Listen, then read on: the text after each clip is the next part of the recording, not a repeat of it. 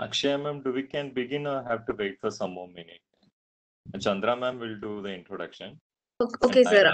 And you have come. started the recording? Yes, sir. We'll begin the recording. Even Chandra ma'am will do the introduction and I'll be doing the welcome. So do we can begin the session or? Yes, sir. Yes, sir. We can. Yes, sir.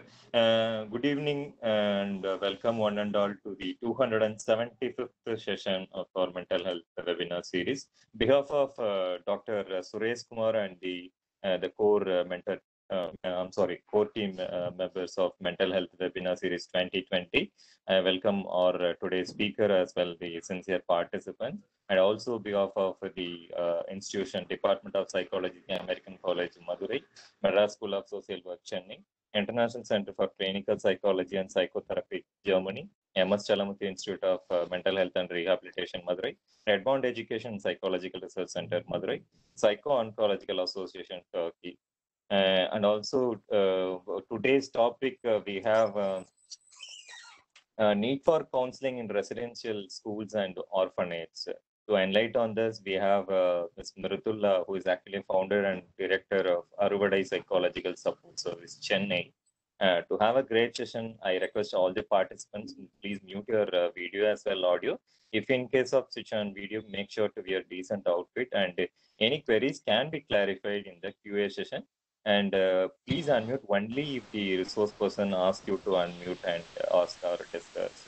And of course, like to have a great session, I welcome one and all again, and I request Chandra ma'am to give a introduction for the day about today's speaker. Thank you. Thank you, sir. Can you hear me?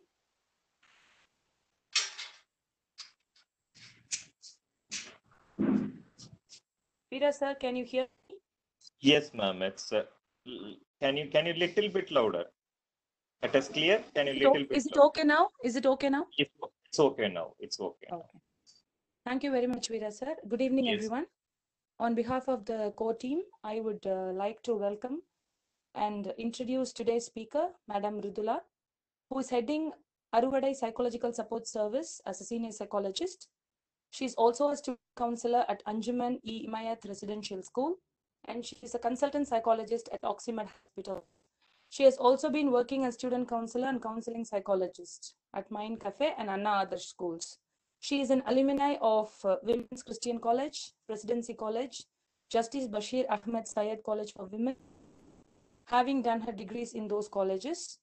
And she has done and presented academic projects on parenting styles, styles of love on hope and marital attitudes, and effect of psychological intervention.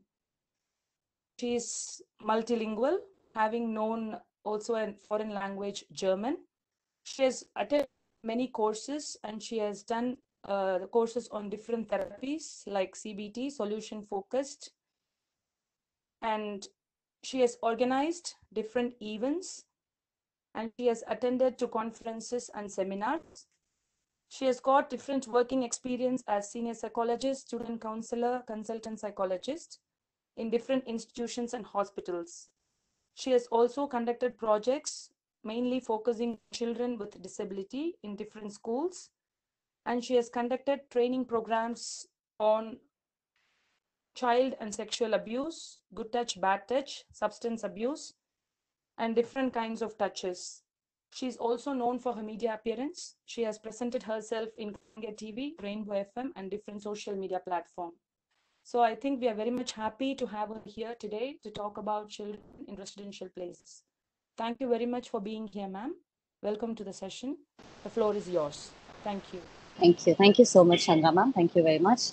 And I'm most grateful for the opportunity. I'm very much privileged to be a part of it and, talk about the need of the hour. Because the topic here it goes, need for counseling in residential schools and orphanages.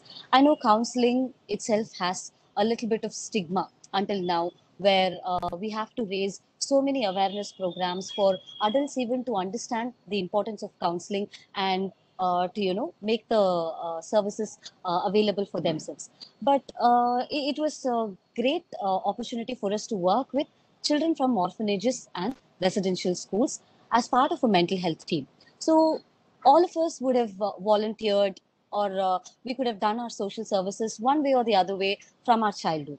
But to work with these children from a mental health point of view was a phenomenal experience, is what I would like to say. And I'm going to share a few about how it went, the experiences of how we worked with children.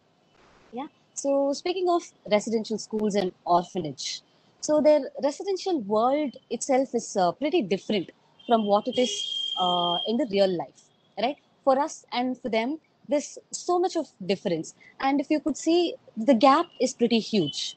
So looking at the residential world, so it's more like of a closed network. The children get in touch with their wardens or the staff members in the institutes or premises where they reside, and the limited other networks would be their friends from schools if they are studying. So there are a lot of students who don't study also, who don't get the opportunity to go to schools as well. So this is one of the major what to say, a difference we can find, and this is the difference we need to understand before we work with our children. So the second major thing was the monotonous activities. So it was very common for us to find out children with monotonous activities like 5 a.m. they have to wake up, 6 a.m. they have to go for prayer, and before 7 they need to dress up and have to get to school, and when they come back from school 4 o'clock, it's a monotonous play behavior as well. Play was not even, let's say, a part of enthusiasm or something that they liked and they wanted to do. It was just a monotonous routine check that was there in their timetable. So with that monotonous activities, they were all packed. So they didn't have time to sit and reflect with their self and, process what kind of life they are living. What is it that they want to decide for them? No time for, absolutely no time for all that. So thirdly, speaking of the systematic way.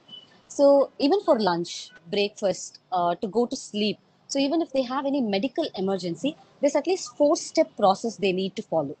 Okay, they need to go tell their warden. The warden will report to the superintendent, and then the superintendent would first examine the child's need, and then they will move the child to the health area. So by the time the child gets frustrated, or let's say the pain, the child is not able to bear the pain. So many delicate issues happen because of this systematic world of work that they are into. So, and lastly, to mention, the most important one is the negative past history, as in why they are here in the first place. Why are they put into a residential school? Why are they, first of all, there in the orphanage? So the reasons are varied. Reasons are varied, and the emotions sometimes be the same. Let's say children are very much frustrated with the fact that they have been put into. Yeah, am I audible?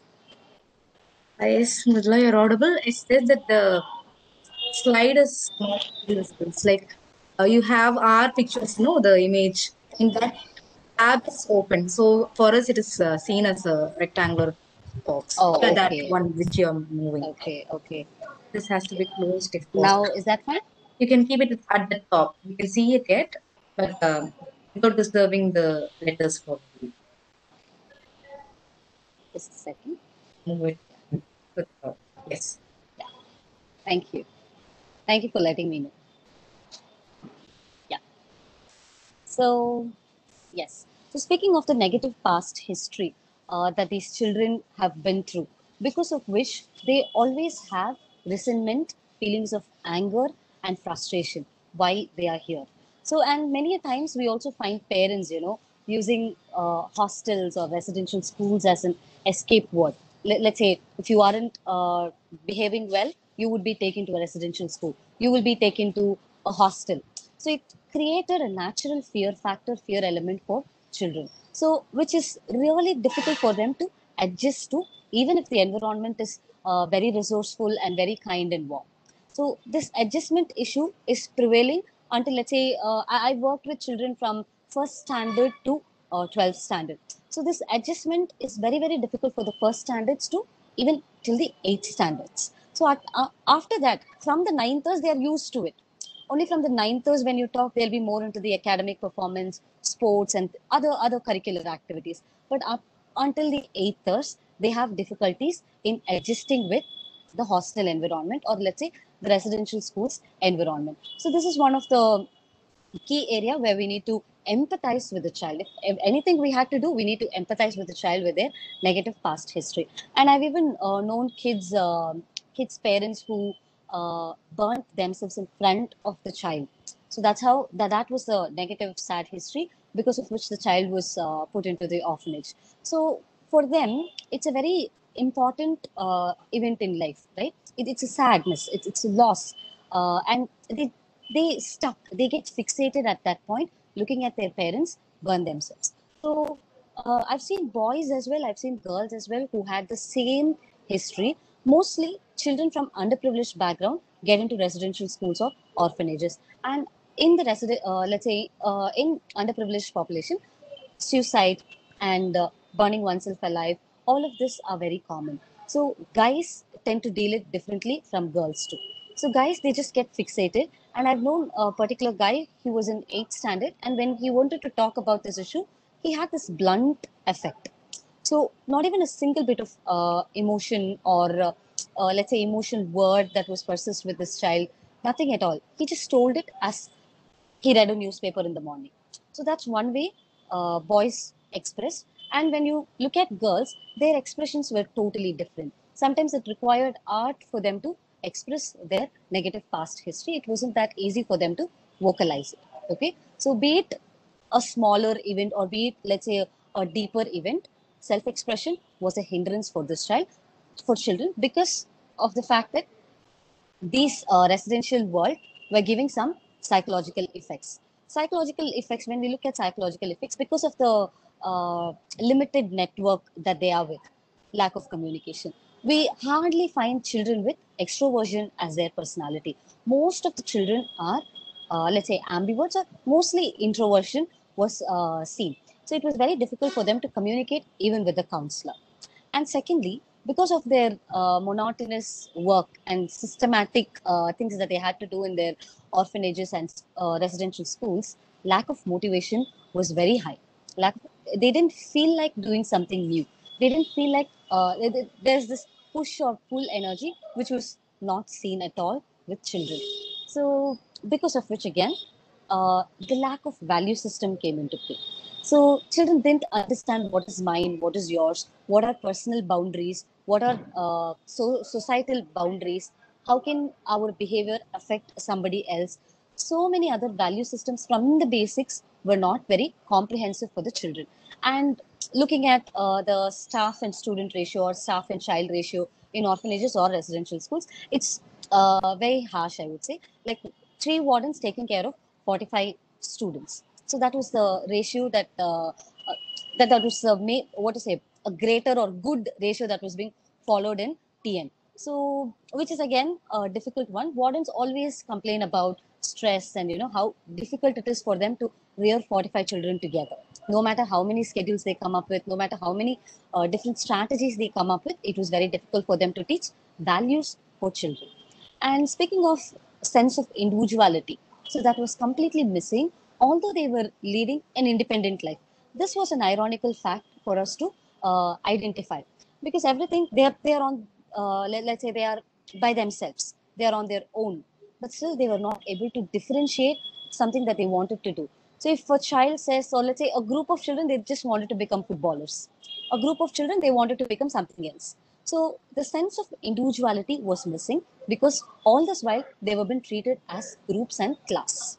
Okay, so another major psychological effect was impact of death or shift of a student to a different orphanage or a different school. So all this while they connect emotionally. There's some level of emotional dependency with children, but once they face, let's say, a child because of his behavioral issues, he had to be moved to a different city or a different school, or let's say he was refrained from schooling only and he got back to his village. So that missing of this person affected the group members. And death is pretty common in the orphanage because one common factor was suicide. So kids having suicidal ideations and attempting suicides was very common to find out when I was working with orphanages. And the second major reason was if they were in for any illness, let's say children with HIV, children with cancer, so any terminal illness if they were been fighting, then in that cases the death of this one child affects the entire, housemates. Okay. So apart from all of this psychological effects, the common issues faced was stealing. Like I said, there's a definite drawback with value system. So when the value systems were outbreak, stealing became very common. So in a residential school setup, the parents are allowed to meet the students once a month. So during this, when the parents come, they come up with loads and loads of snacks and some eatables that the children will like, because they can't get it in the residential school. So it was very common, and it was not even considered as a mistake among the students that yes, okay, we can take this snack from somebody without their permission. When parents bring them some fancy pencil boxes, things would be stolen, and this particular child would be frustrated, and that led to bullying. So stealing and bullying. So bullying in a very physical way. So the boys, specifically with boys, they break the things that the parents got just in front of the child in order to make them feel hurt. So stealing and then bullying comes into play. So even let's say when we interviewed a lot of bullies, so they all had a trauma background. They all had a different stories, but something that was very traumatic for them. And the bullies have been bullied by earlier in their life. So that again led them to become bullies. So bullying became an escapism tool. So in order to be not bullied by others, they had to become bully. It was like that for students. So, and then another major issue was gender identity issues. So when a group of boys put together, when a group of girls put together during their adolescence, when they mature physically, so that's when the sexual exploration comes into play. And if these children are going out for school and then they are coming, the knowledge spread, or let's say the unhelpful knowledge spread, was very easy, because again these children used to go to the government schools, and it wasn't a proper way of education or information that these children were into. So a lot of children faced same-sex abuse. So abuse because of the wardens, abuse because of the guests or sponsors who would come. So all of this again came into play. So gender identity issues along with sexual abuses was found. And then the normal behavioral issues like discipline, obedience, and academic performances, and other emotional issues would be sadness and communication issues within the housemates. So these are the common other issues that was faced. So looking at it in a very gender specific way, boys typically they had physical aggression, be it their bullying patterns, it was very hurtful physically and verbally. So, and then came poor academic performance. They just don't find themselves, or they don't find themselves to be oriented to a school setup. So once they come back from school, the things change. So their interests were totally different from what the academic, or let's say the school was demanding of. And then we were able to find some groupism as well. Excuse me for the noise. Sorry, my dog baby started to bark. Yeah. And then groupism was found between boys, where they gang up together against a gang, and physical fights within them. So the younger ones team up together, the older ones team up together, and they will have physical and verbal fights. These were other common issues with boys. And obviously, when we say boys, it's let's say a noteworthy thing to have discipline and obedience issues. Most of the students had borderline antisocial personality disorder symptoms. So we were able to find antisocial personality disorder symptoms with boys who were above 14. So between 14 to 18, they were like borderline, a little loose here or there, they will fall under antisocial personality disorder. So this is something we were able to identify with boys. And with girls, it was more with the emotional dependency. Let's say girls will get married and go off, speaking of in an orphanage setup, and up until 18 years, these girls and boys will be allowed into an orphanage. So once they become 18, they should find their way on. So most of the times they get married through the orphanage and contacts through the orphanage. The orphanage head finds a groom, a perfect groom, or things like that, and then they get married. So once one girl gets married and goes off, that emotional dependency affects girls a lot. And Because in order to fill in this person who is missing, they start to seek out for relationships outside the premises. And most of the times they are very unsafe. So having different SIM cards and having to connect with different people. So while they travel from one stop to the other stop using public transports, they get to talk to a lot of people and get in touch with them. So all of that led to seeking relationships outside the premises, which were most of the times unsafe. And then suicidal ideation was highly found with girls rather than with boys. And girls seem to have relational bullying. So nothing but they would hurt this person emotionally. Okay, so calling words, calling names. So relational bullying, breaking their things, and isolating, deliberately speaking to a group and isolating one particular girl child. So that's how relational bullying was found with girls. So these are the minute other issues that we can find based on what gender the child is. So how we went about was we first worked with art. So art therapy was our favorite to work with students because it gave them a place to self-express. This is one particular artwork done by a child. She was 15 years old, and she showed her longingness to be with her mother through this drawing. So her mother, a little bit background was that her mother was into extramarital affair, and she doesn't get to meet the children, even though they give time to meet the children from for once a year. The mother doesn't come. She prefers to stay in a different city. And this particular child, she was very angry with the fact that the mother is having an extramarital affair. And she was also having an elder sister. So the elder sister used to resemble the mother. So she constantly had issues with her elder sister. Both of them lived together in the same orphanage. So she always wanted a perfect mother, somebody who was like a definition for the mother. And this particular child was, she was exemplary with her artistic skills. She writes poems so beautifully. So that's something of a bright side we can see. So all of that came through art. So with art, we didn't use the directive approach. It was completely the non-directive approach. We just asked, sometimes we used art as a relaxing element. So just do a mandala. Let's just do a hand print work or a hand painting work, watercolor work. Sometimes origami to, make things. So in order to give them that good feeling of, let's say, to improve or increase their self-esteem, we use art therapy. And then lastly, we used role plays to teach value systems for the students. So what do we do is we talk about a particular topic, let's say a lying behavior or stealing or any negative behavior through a story. We will just give them a story and we will ask them, what did you understand from the story? And we will ask them to come up with role play. Trust me, within 10 minutes, everybody were able to come up with beautiful, beautiful role plays. We just give them two rules, two basic rules. It shouldn't be very offensive or hurtful for the other person, and everybody in the group should participate.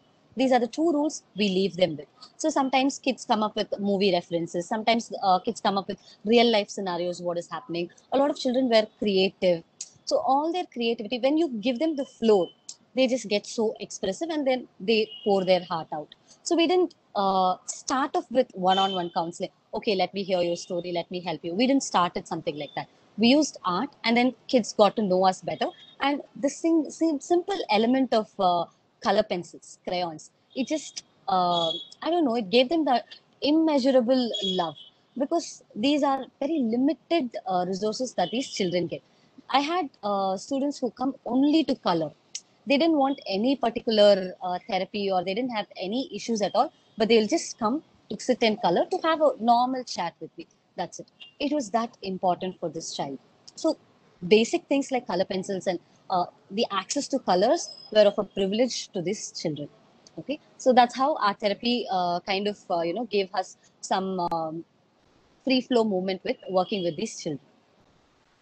So, and then we introduced something known as life skills. We trained the children on life skills. So we only focused on these three elements: self-awareness, autonomy and independence, which will eventually lead towards assertiveness, and curiosity, risk-taking, something that involves understanding, problem solving, and all of these other tactics, the cognitive elements.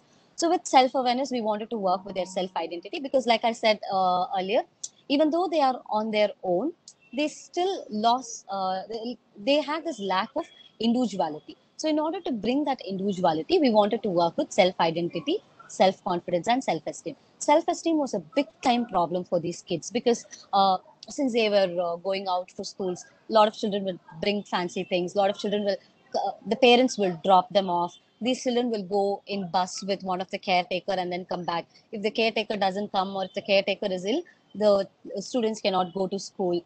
So a lot of other minute things like this were there on their head, which was affecting badly on their self-esteem. So we wanted to teach them what self-esteem was. So we did go conceptually and we did use a lot of activities. So you give it with a game, they love it. So that's how life skills were taught to these children. So we taught to them what decision making is, problem solving is, what are values.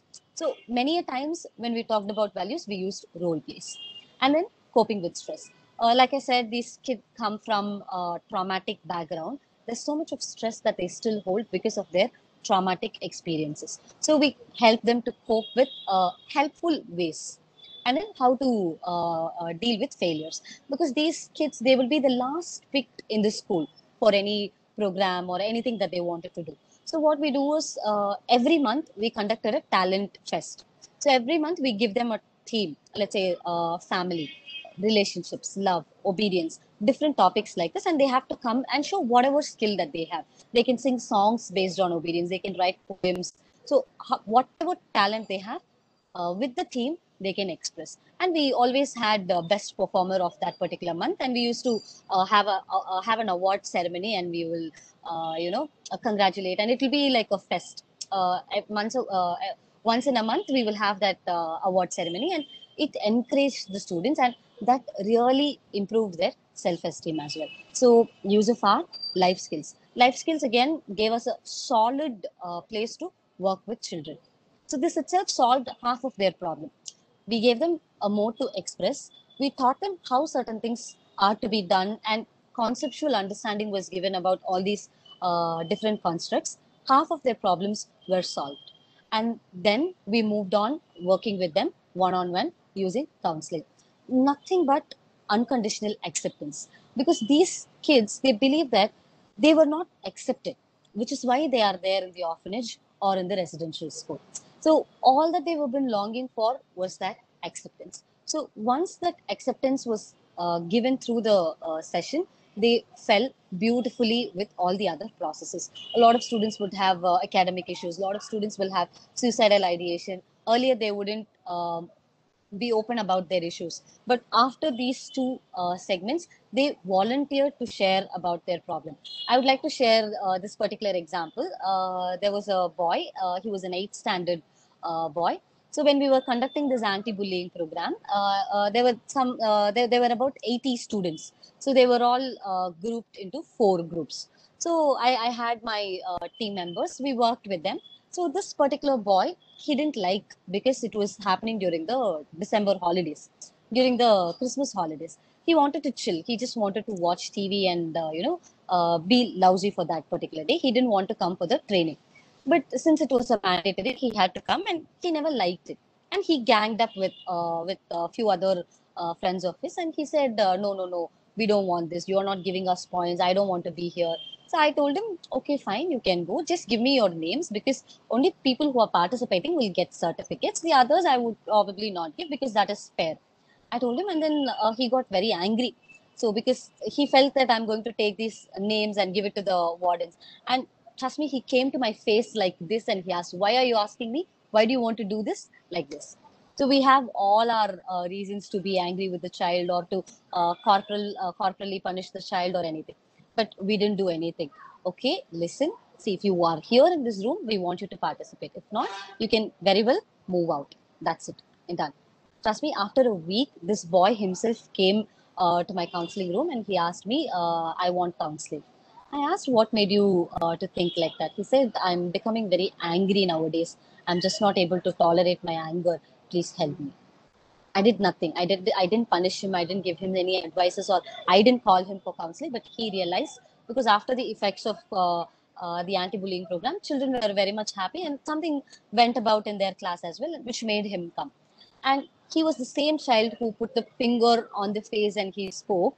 He, towards the end of the counseling session, he spoke about how he was admiring the little goats and how he likes to play with the goats. And his mother burnt herself in front of this kid. So this kid had an elder brother and a younger brother. So he's midway, and he always felt that he was never been accepted. So this is the background that children come from, and this is how they were expressing. So step by step, when we went about, this child felt more comfortable during the counseling session. So predominantly we used a relaxation technique for this child because there's so much of pent emotions he had. And then we introduced art therapy, and then cognitive therapy came into play. Yeah. So like this, each child were different for us. I just can't simply say like, yeah, for this set of students, we used CBT. For this set of students, we used art therapy. We were not able to say because each child, obviously the approach was eclectic, but the experience was very, very, very unique. So no matter how similar their traumatic backgrounds were. Yeah. And looking at some of the bright sides, the students, the children or the students from residential school, they had a strong community built. If you are my classmate, yes, I will stand for you no matter what in front of other people. And the emotional dependency with the housemates was high. Okay. And they had great talents and big dreams. There was a guy who wanted to set up his own dance studio, because he's a dancer. And there was a child who wanted to become a nurse, because none of the patients with HIV who became a nurse, and some ordinal and governmental laws are being taken into consideration about it. So when the law comes out, she wants to be the first nurse in order to serve people with HIV, because she herself was been treated so badly by the nurses in the government hospitals. So likewise, there were so many big dreams and talents we were able to find. And working with staff, this is another primary thing we had to do. So it was more like we conducted a year-round focus group discussions with staffs in order to know where the children are. No matter we get down the field and work with the children, we also had to work with the wardens. A lot of wardens, they themselves had issues with their work-life balance. They themselves had negative past history. All of it was taken on to children most of the time. So their expressions were really harsh. They were sometimes, because of the workload, they had to be rude. And they themselves also required a lot of therapy, and that need was also fulfilled. Although we didn't have much time to work with staff, we did the basics that we were able to do. And looking at the pre and post intervention strategies, so we found out significant changes with children's depression levels, self-esteem, assertiveness, health and hygiene, bullying, and empathy, communication, and attitude towards family, love, and relationships. We were able to see significant changes. Like children felt so happy and grateful about the program because they felt so benefited by the program. So all that we did was basics, but it was very important for this group, provided we give them that unconditional acceptance and basic understanding about their negative past history. So that makes it, we need to holistically work with children from orphanages or residential schools. Usually when we work in school, what we focus on would be, let's say, if the need comes, we will work with the emotional issues or behavioral issues. Most of the times, the issue would be well set and stated by the teacher or the parent or by the student himself. So we will have our goals clearly set. But speaking of residential world, it is very different. So we need to work holistically with them. Yeah.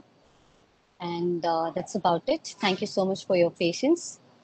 We can have questions, question and answer session.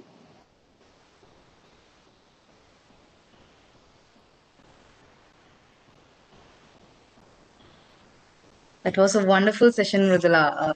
A very, how to say, kind of touching also. The case studies that you have explained, you had the way you express it was more of me living in that moment. It was a wonderful session, and the techniques that you have used, the art therapy, and the impact of those things on the students, it was very well said, and I yes, you also grew along with that group. Yes, Very much, very much. I just feel that so much. It was a wonderful presentation as well, very clearly explained, and thank you so much for joining us today. And now Thank you. we can have our question and answer session. So, any participants, if you have any doubts, you can either put it in the chat box or you can yourself and ask. Yes, please.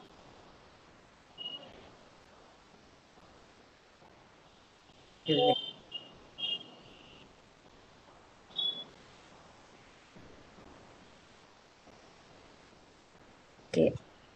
Participants, kindly you can unmute yourself and ask the question, or you can put the question in the chat box.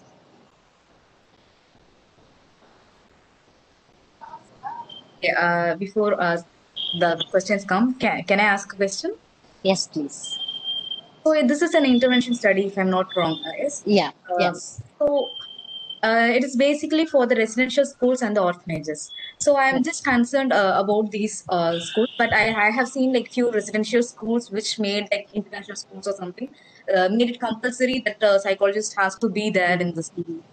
What about the orphanages? Is there any rules from Indian government or Tamil Nadu government that says there is necessary or compulsory that a psychologist should be there in the um, Y- environment? Yes, there is a government allotted counselor for each and every orphanage in TN. But the effectiveness is very poor, is what we can see. Because these government counselors, they will have 4 to 5 orphanages in their hand to visit. So it'll be like 3 months once or 6 months once they get to visit the orphanage on an overall aspect. So they get to see the children like let's say every trimester or one or twice in a year. So the effectiveness of it is very low. So employing a social worker became a rule since last year, and I really hope that it is going really good, because our intervention study happened a year ago. So back then we didn't have this rule. Only after our intervention got over, the rule came into play. So yeah, so having a social worker would also benefit the orphanage, is what we see, because they can conduct a lot of activities and training programs more than one-on-one counseling. A lot of social workers can counsel also, but a role of the psychologist, I felt, is really vital after getting into the field. Yes, thank you for explaining it. Yes, I personally felt also. I worked in a residential school where, like, there were girls students who used to like harm themselves. The behavior of harming themselves was very Yeah. much seen because they cannot shout at anyone in the school, or their friends might get hurt. So silently they started cutting their hands. Like there will be a lot of marks, things like that. So personally, I felt like the need for the residential school counseling is very much important, and orphanages had planned to do research, but right now seeing your research is like you have done a lot. Thank you. Yeah, I think there's a a lot of question in. learning. Yeah, there is a question from Chandra ma'am. From your experience, what was the most touching thing happened with those deserving kids? I would say everything was a touching experience. We worked 6 long months with these kids, and by the end of 6 months, to see each and every child was very. I don't know how to put it into words. We felt really blessed for the opportunity and the kind of work. So there was this child I was talking about who lost her mother. I mean, the mother had an marital affair. She was not in the phase of accepting the fact that, okay, yes, this has happened and she has to move on with life. She was not able to accept that at all. And pretty much she had that transparency with me. And every time she gifted me that drawing.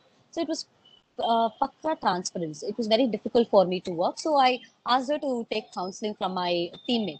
And she refused. She was like, if it's only with you, I would take. If not, I wouldn't take. So I had to spend a lot more hours to make her understand how I can be with her all through the process, but the counseling can be done by somebody else, and that really benefited her. To me, that was a great thing, because she was a typical adolescent as well, and there was this raging of emotions we could see and her behaviors. And this child, she became the ambassador of mental health, we should say, in the orphanage. She started telling the students. So when we go rounds to observe them, she'll tell her housemates about, hey, be assertive, don't use these words and all. Be assertive. Don't you remember Akka's taught us this? Be very assertive. Like that, she started, you know, spreading the word across to the students. So that was really a touching experience, I would say, because something, it really went into the child's head. So yeah. Yeah, thank you, Mridula. Okay, there's another question from Chandra ma'am. What would be your one strong message for us to deal with those kids? Never see the differences, no matter thousand differences that we would be having with them from our work experiences. Just don't react from the fact that we have those differences with them. Just like another child, you be sit with them and talk to them. That's it. It's very easy. All these children long for that quality time, somebody to look up to. So be the role model. So I would say these are the two things that really helped us to succeed with our intervention. Yeah, thank you so much. And your explanation is actually making me curious for one more question. Um, what about the transference that happens during Yeah. interaction with the students? It is helpful, yes. At one point of time, it is going to be helpful, but the termination stage or something, how are the students or the children there going to react to that? As a psychologist, Absolutely. if we are going outside. Yeah, absolutely, absolutely. Because it was a 6 long month we worked with children. For them, we had to have a proper termination session telling the children about. We gave them a recap session. We made that also a fun element. We didn't make the children feel like we will never be coming back to see you. We didn't give them that show. Instead, we planned of an overall award ceremony and a recap, and we asked the children to participate. We also danced along with the children. We also participated along with the children, and we just sat back and spoke about the different things we learned in the entire intervention. And we told them from here on, we would be meeting you yearly once. So we will be looking forward to see your growth and changes. Next time when Akka will come, you need to tell us bigger stories, bigger stories. So that's how we finished. And children, we expected a lot of guys, but then we didn't have a crying session that day. I think we managed it well. Yes, I guess yes. It's a very good idea by that way because usually termination when we say that it's a goodbye, there problem comes. Yeah, Yeah, I'll yeah, keep that in my mind definitely. probably for my future. Yeah, thank you. And there is yet another question from Chandra ma'am. Okay, for boys or girls, who is easy to handle from the same situation in the case of termination? I would say boys were very sportive. Boys were like, okay, Akka, you will see me, you will come and visit me in my dance studio. One boy really said that. And the other boy said that once I become a billionaire, I would come and fund your organization. So guys took it very sportive compared to girls. Thank you so much for Yeah, your exchange. this is Devraj. Can I have a, Alice. Yeah, Yes, sure. sir, yes. in the life skills you mentioned that self-identity we need to create them, Mm-hmm. but sometimes no people are blank. They do not Mm-hmm. know who are they and what they want. Uh, Absolutely. uh, I know it is maybe dynamic. It is keep on change. I know, but even at some stage, no, how can we build them? Can Okay. you please help me? Yeah, a simple strategy that we used was we faced a similar obstacle, or I would say a learning step for us, a similar situation we faced. So we gave them different books about famous personalities from Abdul Kalam to Rajinikanth. So we helped kids look at different people and grasp the characteristics that they wanted in the first place before they were able to think about the goals or professional aspects of it. So once they developed or identified this is the characteristics that they wanted, so from there we took it. So it is very easier for the children to relate with the famous personalities, because television is the only thing that entertains them, or at least it is there with them from the outside world point of view. So it was that's the way we used. Thank you so much, ma'am. Do you recommend any books for that? Which book you referred? Can you do you? Wings of Fire about Okay. APJ, and a lot of Yeah. autobiographies we gave them, and we sat and we discussed with them. Why do you like? Okay. Why I don't like? Why it's not coming to me? Why it is so beautiful for you? So how do you Okay. admire about it? We had a discussion about the book, not just with a reading of the book. So it was Okay. like we gave different books to different students. So we were able to get knowledge about 10 books in one go, about 10 personalities and 10 different characteristics. Yes, my That last is, question. The yes, self-esteem, can you just give 2 3 points? Just how you build them? Okay, we discussed of self-identity. So 1 or 2 points. How did you build self-esteem within them? And if you just say that, that's fine. yes, yes, definitely. So we used, first of all, we used origami in order to, break the ice with regards to self-esteem. And then we came up with a lot of contests and competitions where we only gave them rules. You have to be creative. That's it. So we gave them the understanding that, see, it's not your completion or the beauty, it's for your trial, it's for your attempt, you would be getting the prize. So that's the second level we worked with them. And third level, we looked at their creativity and their completeness of the work. So we kept it open. We didn't give them one particular contest so that they can participate. We had 4 5 criterias where whatever was comfortable for you, you can come and do it. So we kept the platforms very open. So only then children were able to, fight their hindrances and make their first step. So each of their first step, we made sure to reinforce every positive behavior. Speaking of that, once children took their first step, we used to give them stars, simple stars. I don't know, I'm very picky about stars. So we used to give them star stickers. So once what happened, one of the contest, the stars were over. Like we were very generous, we give them all. So it was over, and there were only 3 boys who were left without stars. And this one particular boy, he asked me, "Okay, no problem. You draw the star in my hand."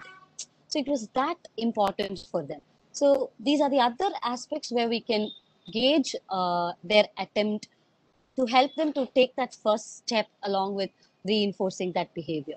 So these are the other ways we used. So reinforcement also works when they are to take their first step. Just focus on the first step and make it an open platform for them. Thank you so much, ma'am. Thank you so much. Thank you, sir. Again, beautifully explained, Mridula.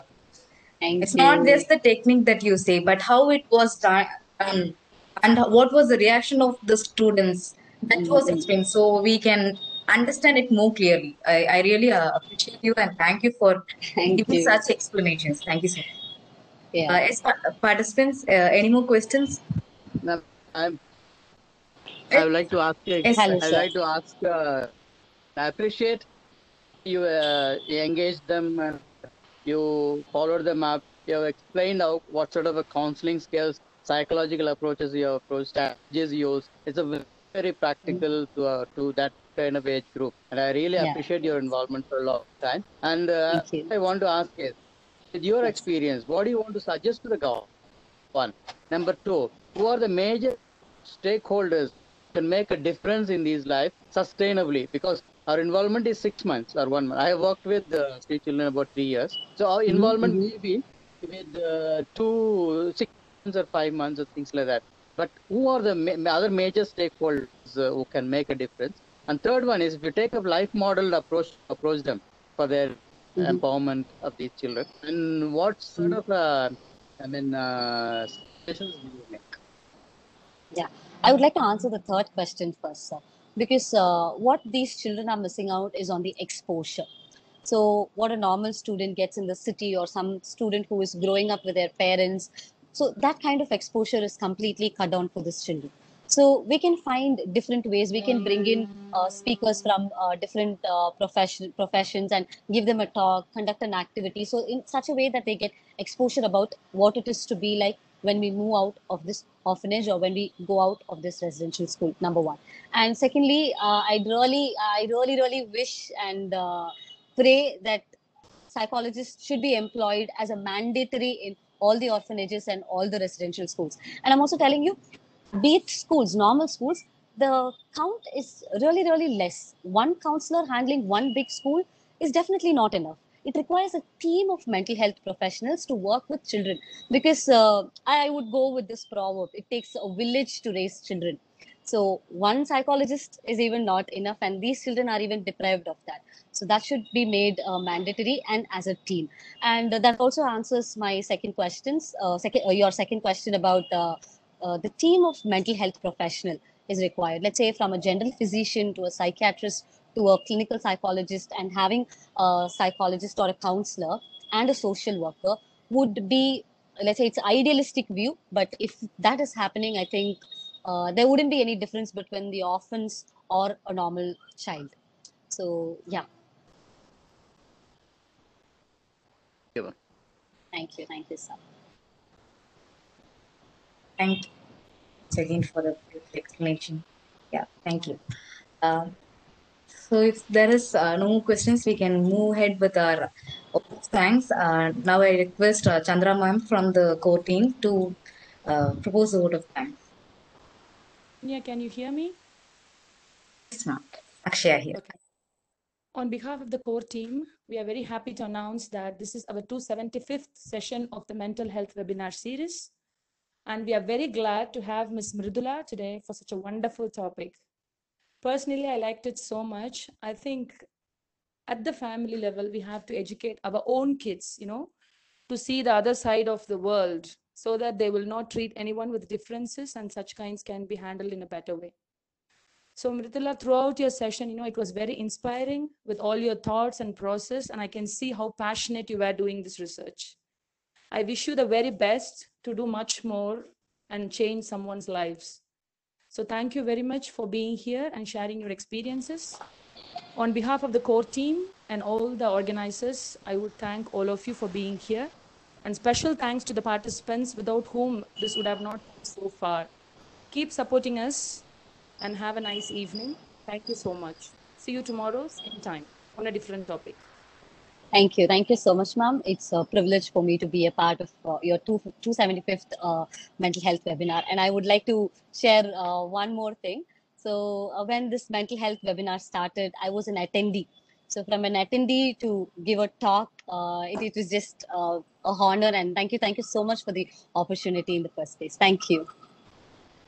You very well deserve, Ananya. Keep going. Mridula. Okay, thank you so much, Mridula, for joining us and making this 275th session a very special session for us. A lot of learning, a lot of feeling of experiencing things, and a lot of thought where I can actually implement a lot of things that I have learned today. Thank you so much for that. And there is a thank you note from Subha. I will just read it for you. Thanks a lot for making this happen 275 session. Without you all, not at all possible. You all joined to take up this responsibility to next level. We thank from core team all resources and participants for the successful journey on board. Let's make it beautiful. Thank you so much. Kudos to the team. Participants, and thank you you. so much, Mridula, for joining us today. It was a wonderful session. Thank you.